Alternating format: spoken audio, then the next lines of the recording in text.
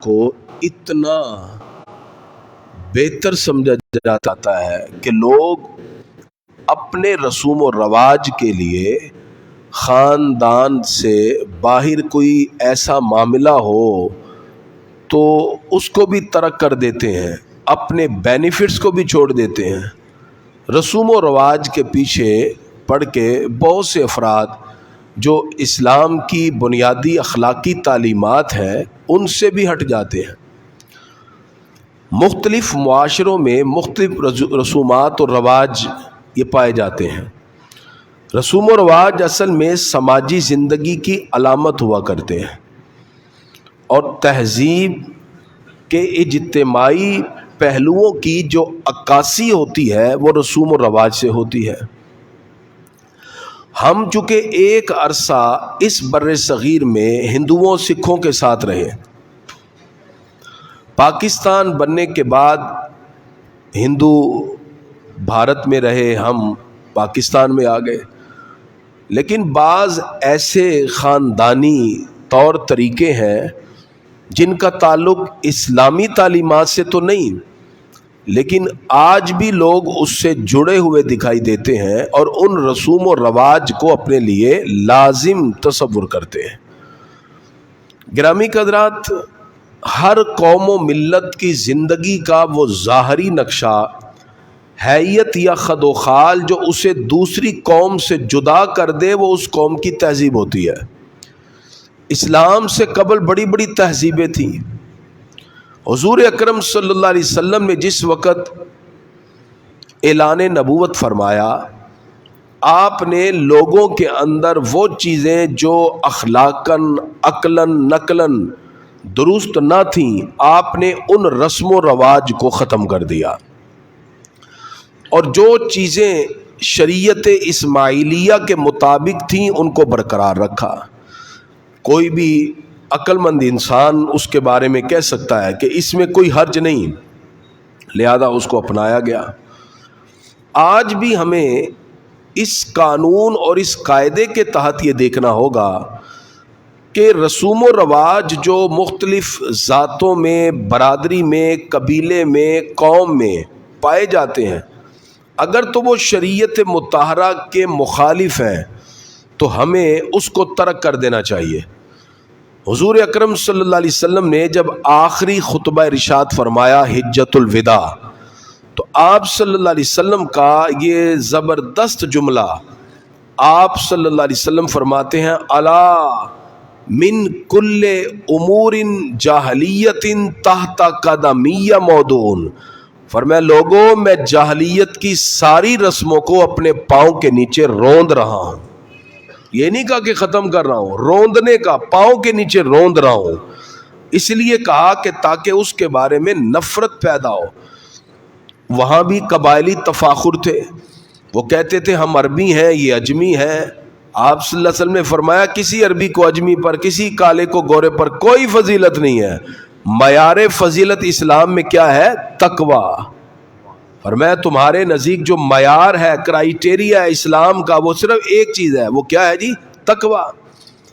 آج ہم عصبیت میں مبتلا ہیں، ذات برادری کے طور پر کوئی غلط بھی کرے ہم کہتے ہیں ہم ساڈی برادری دا کوئی گل نہیں۔ آج جب کوئی بھی حکمران جب ٹکٹیں دیتے ہیں سیاسی طور پر، وہ کہتے ہیں جی دیکھو اس کا علاقے میں کتنی برادری ہے، برادری کو ہم ٹکٹ دیں گے تاکہ لوگ ذات برادری کو ووٹ دیتے ہیں۔ ان کے ذہنوں میں یہ بات ہے کہ ٹھیک ہے یہ برادری سے جڑے ہوئے ہیں، ان کی برادری کا بندہ جتنا مرضی سیاہ سفید کرے یہ برادری سے جڑے ہوئے ہیں۔ یہ کیا ہے؟ جاہلیت کی رسم۔ اسلام کا معیار یہ نہیں تھا، دین اسلام نے معیار تقوی مقرر کیا۔ اب اس کی زد میں کوئی بھی آئے تو اسلام کہتا ہے کہ ان تمام چیزوں کو مد نظر رکھتے ہوئے مسلمان کی ذمہ داری ہے کہ وہ جاہلیت کی رسموں کو، عصبیت کو مٹا کر اپنا تعلق اللہ اس کے رسول سے مضبوط کر لے۔ اس میں اللہ تعالیٰ نے ارشاد فرمایا کنتم خیر امت اخرجت للناس، اللہ فرماتا ہے میرے محبوب کی امت تم ساری امت میں سب سے بہتر ہو۔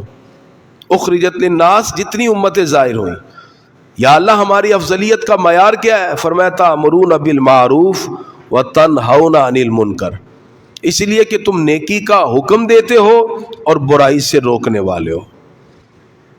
آج شادی بیاہ کے اندر عموماً بڑے بڑے خاندانوں میں اس پہ جھگڑے شروع ہو جاتے ہیں رسوم و رواج کے پیچھے، اور ایسی رسوم و رواج جس کا تعلق اسلام کی ٹریڈیشن سے ہے ہی نہیں، اسلام کی ثقافت اور کلچر اور تہذیب سے ہے ہی نہیں، وہ صرف گھروں کی بنائی۔ کہتے نہیں جی نہیں اسی اپنے وڈیاں دی جڑیاں چیزاں چلدی آ رہی ہیں وہ دیتے ہی رہنا ہے۔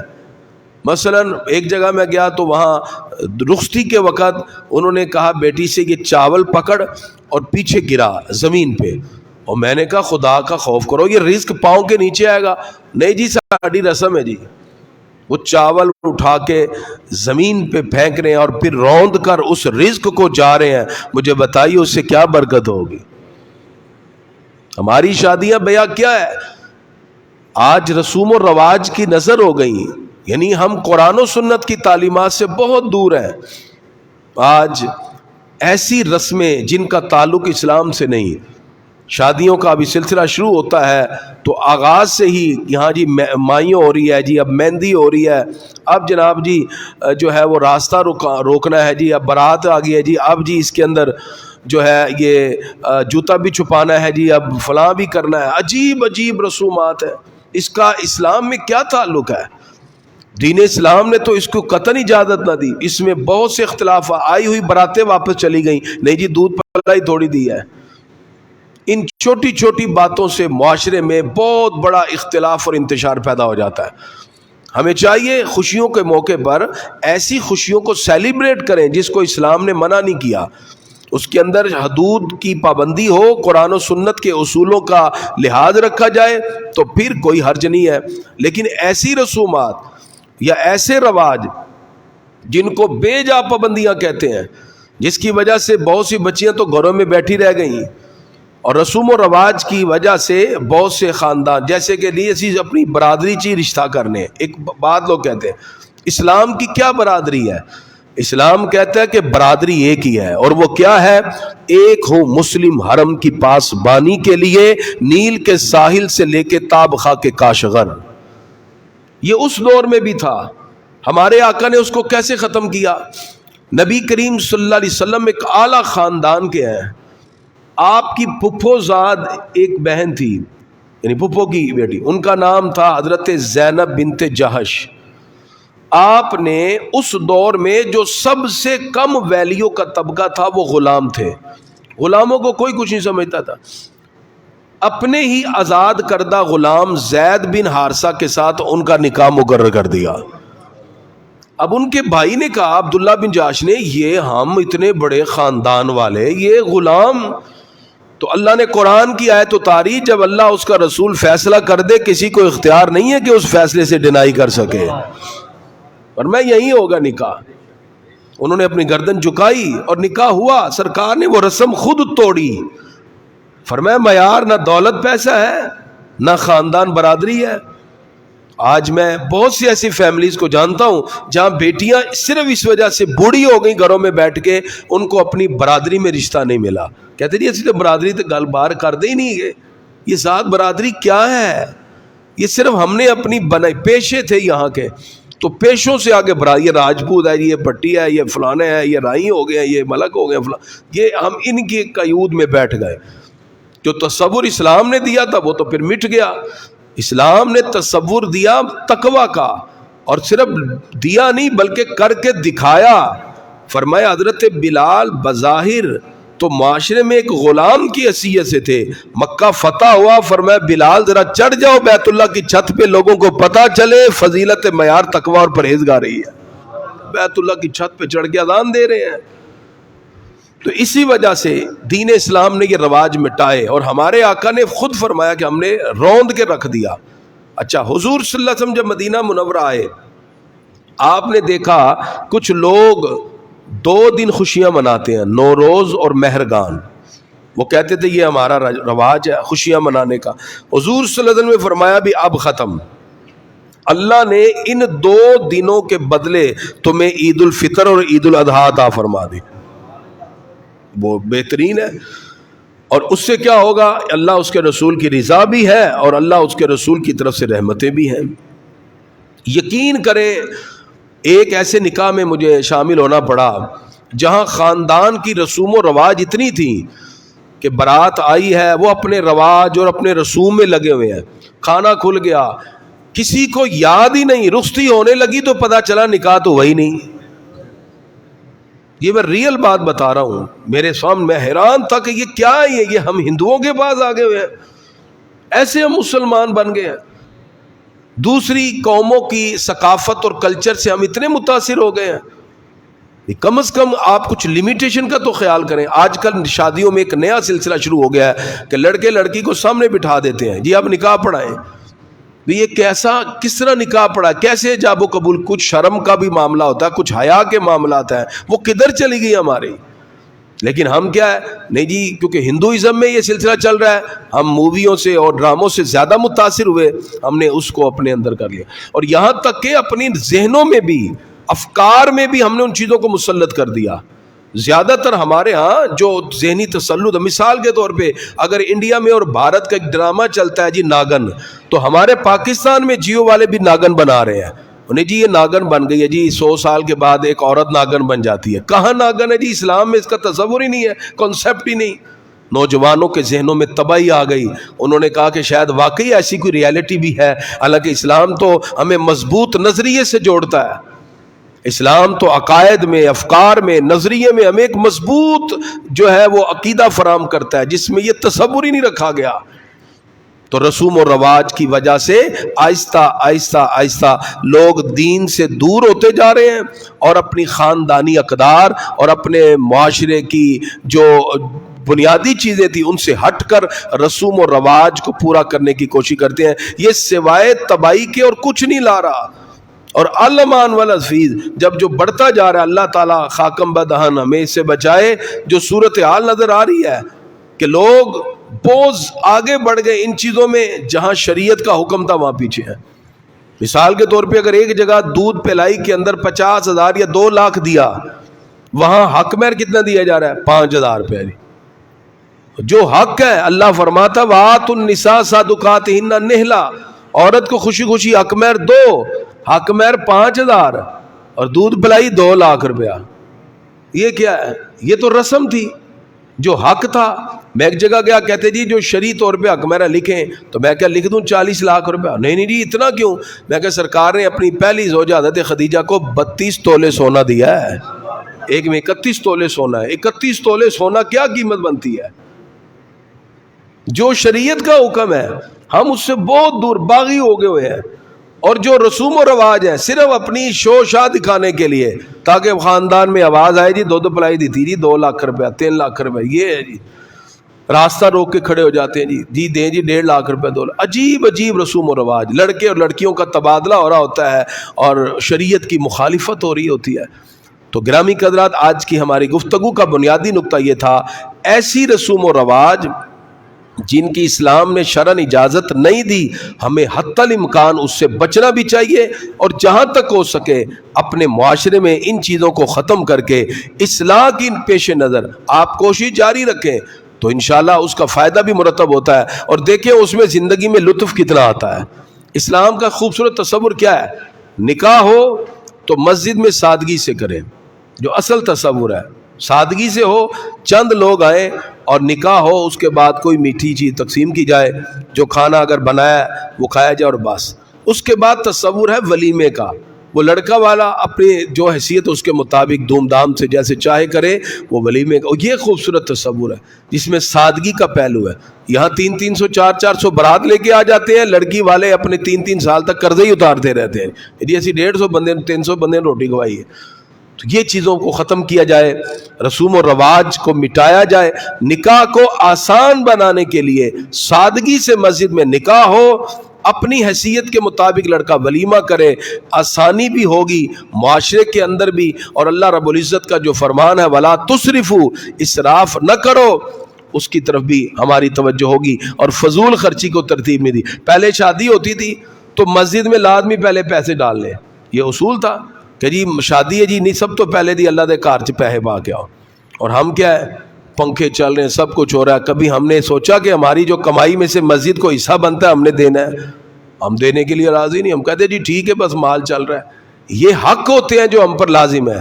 رسوم و رواج ایک طرف ہے.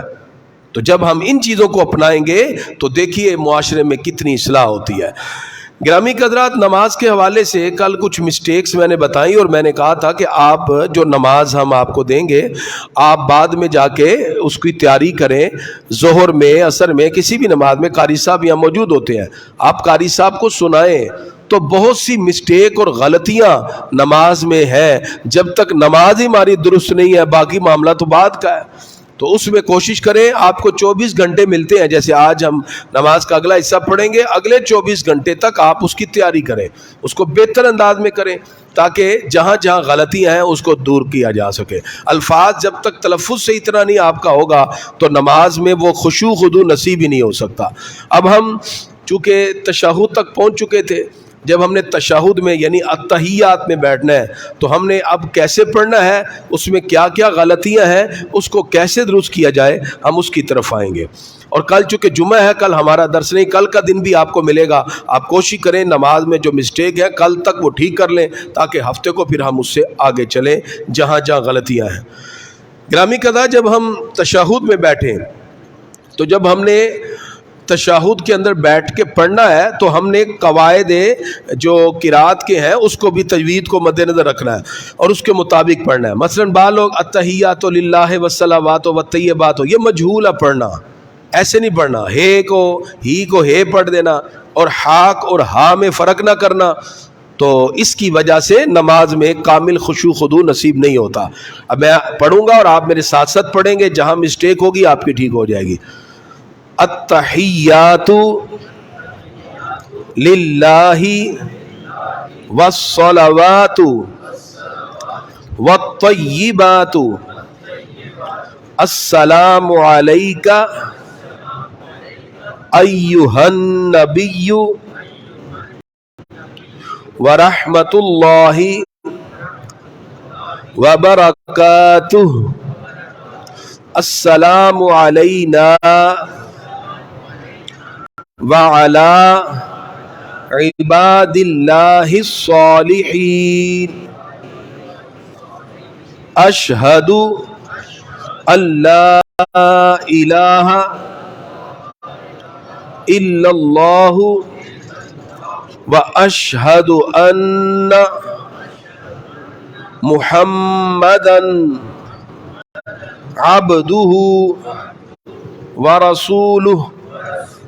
اس میں غلطی کیا ہم کرتے ہیں، اگر تو ہم ملا کے پڑھ رہے ہیں التحیات للہ والصلوات والطیبات السلام علیک، پھر ہم نے یوں پڑھنا ہے. بعض لوگ التحیات للہ والصلوات والطیبات السلام علیک. بھئی آپ نے یا تو روکنا ہے تو پھر تو ٹھیک ہے، اگر آپ نے روکے نہیں والطیبات السلام علیک ایسے نہیں پڑھنا. اگر آپ یہاں رک جاتے ہیں التحیات للہ والصلوات والطیبات پھر السلام علیک، یہ ٹھیک ہے. اور اگر آپ ملا کے پڑھ رہے ہیں تو پھر آپ نے والطیبات السلام علیک پڑھنا ہے، پھر والطیبات السلام علیک نہیں پڑھنا. حمزہ بصری درمیانے کلام میں گر جاتا ہے، یہ حمزہ قطعی نہیں ہے، تو اس کے اندر یہ خاص طور پہ غور کیا جائے. اور جو غلطی ہیں جیسے با ہوتی ہے، یہ حروف قلقلہ میں سے ہے، اس کے اندر اس کی آواز پیدا ہونی چاہیے.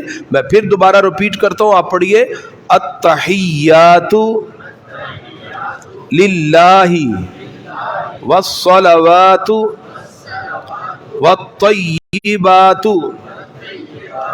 السلام علیک ایہا النبی ورحمۃ اللہ وبرکاتہ. یعنی ہا کی آواز آئے السلام علینا وعلی عباد اللہ الصالحین. اشہد ان لا الہ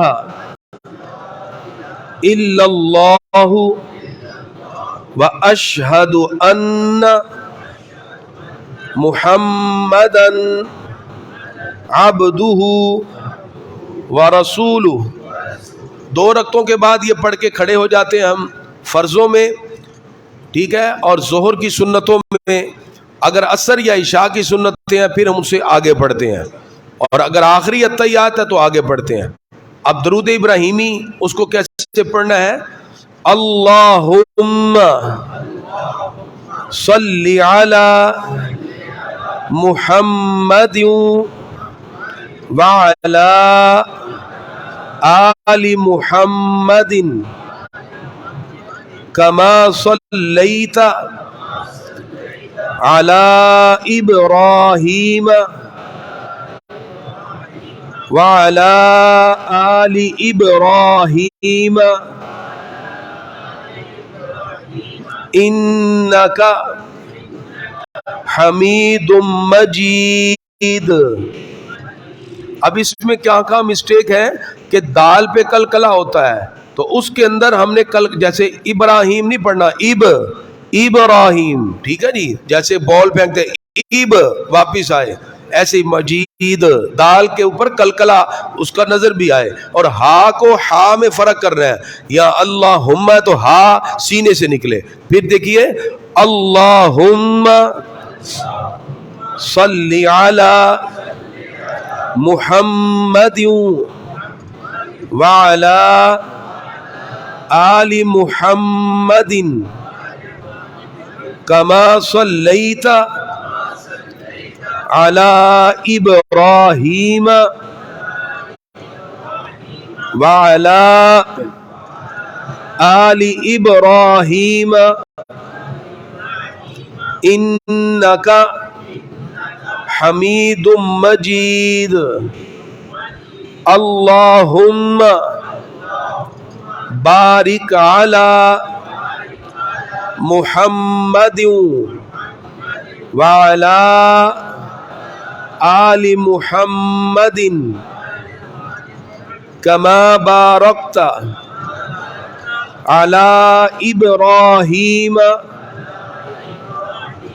وعلی آل ابراہیم انک حمید مجید. یہاں بھی یہ چیز ہے, بارکتا را کو پر پہ پڑھا جائے گا, باریک کے اوپر را کو باریک پڑھا جائے گا, اور دال پہ کلکلا ہوگا. پھر میں ریپیٹ کرتا ہوں, اللہم بارک علی محمد وعلی آل محمد کما بارکت علی ابراہیم وعلی آل ابراہیم انک حمید مجید. اس کے اندر جہاں جہاں کلکلا بنتا ہے وہاں بنے گا. آخر میں دعا, رب اجعلنی مقیم الصلاۃ ومن ذریتی. اچھا یہاں ومن نہیں کرنا, یہاں غنہ پیدا, ومن ذریتی ربنا وتقبل دعاء ربنا اغفر لی ولوالدی وللمؤمنین یوم یقوم الحساب. اب یہاں کیا غلطی ہے, ربی جعلنی پڑھتے ہیں, ربی جعلنی نہیں, ربیج جیم, جو کہ حرف کلکلا میں سے ہے, ربیج جعلنی, تو جیم کے اوپر بھی اسی طرح ہی ہوگا, ربیج, ٹھیک ہے جی. اور اسی طرح جب دعا پڑھنا, دعا حمزہ جو ہے یہ لازمی اس کی آواز پیدا ہوگی. تو اسی طرح جب یوم یقوم الحساب تو با کے اوپر بھی اس کا کلکلا ہوگا. پھر پڑھیے, ربی جعلنی مقیم الصلاۃ ومن ذریتی ربنا وتقبل دعاء ربنا اغفر لی ولوالدی وللمؤمنین یوم یقوم الحساب، السلام علیکم ورحمۃ اللہ. یہ جو ہا ہے نا آخر میں اللہ، یہ ہا بھی پیدا ہو. السلام علیکم ورحمۃ اللہ. آپ اس کو بہتر کیجئے، اور اگر ظہر کے بعد قاری صاحب کو بھی سنائیے تاکہ ٹھیک ہو. اللہ تعالی ہم سب کو صحیح طور پہ نماز پڑھنے کی توفیق عطا فرمائے. مصطفیٰ